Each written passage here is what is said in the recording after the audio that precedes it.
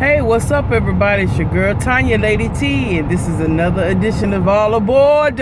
Let's get on this train. Well, I hope everybody's been doing well. I tell you what, today is Wednesday, it's hump day, and guess what? We got 2 more days to get it done.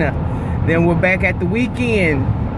But listen, y'all, I wanted to come in and just say hey and let y'all know that I'm doing well, and thank you for all my new subscribers and your comments and sharing my channel. Thank you.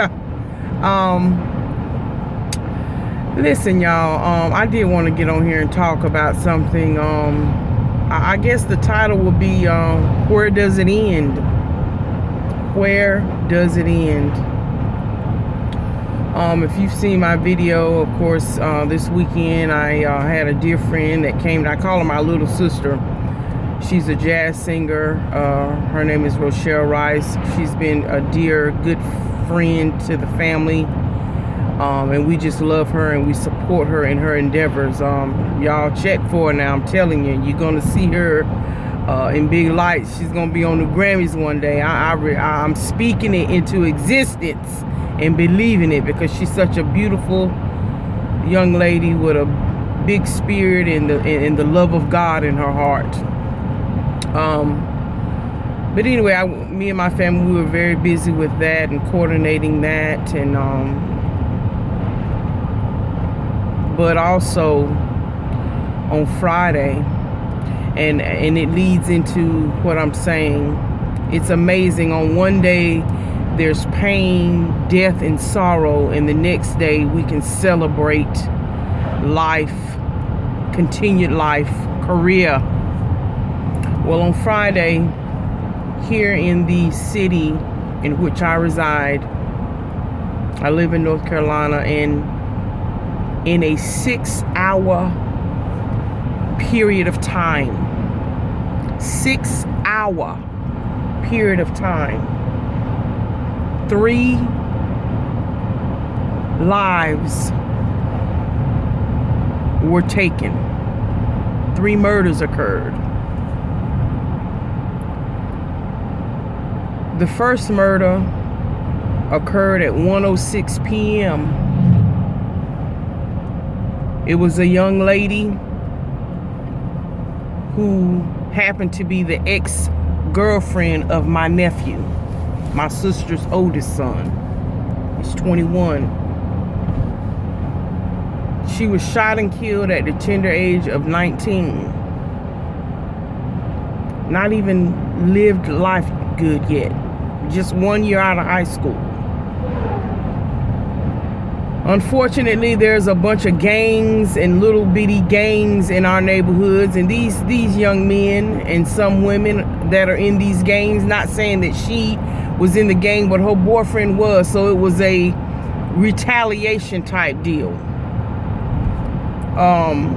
And most of these kids, they're not even 21 years old. They're still teenagers, and they have become so desensitized to life that it's nothing for us to hear over the weekend or sometimes during the week.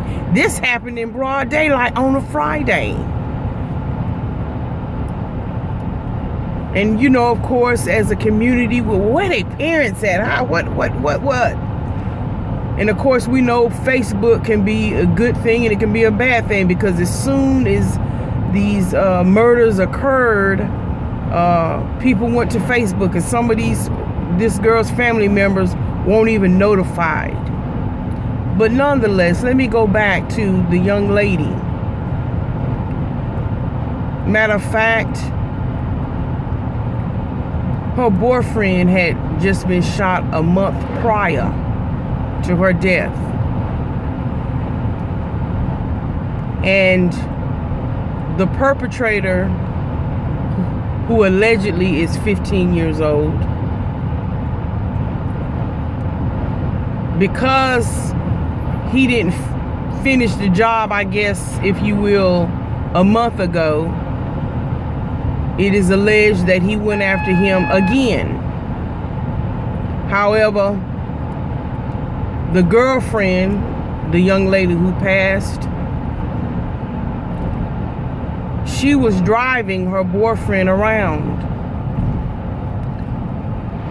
So when bullets fly, there's no names on them. The name on that bullet, again, should have been for the boyfriend from an uncompleted alleged job.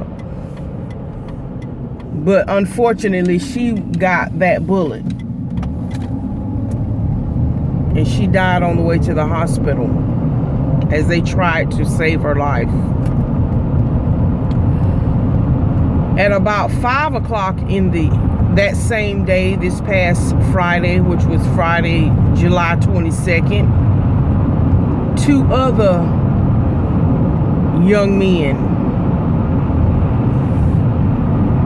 were killed, murdered, shot, left for dead in ditches. And of course, law enforcement was troubled, and none of them had anything to do with each other. None of them were linked. However, you figure in a city, in a 6-hour block, a young lady was killed at 1:06 p.m. Another male killed at 5, and then another male killed at 6:31 p.m. Again, all within a 6-hour block time frame.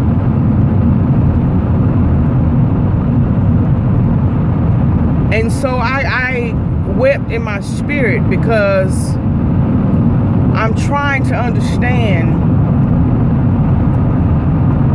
how is it that 15, 16, 17, 18-year-olds get a hold of guns? It's like the OK Corral.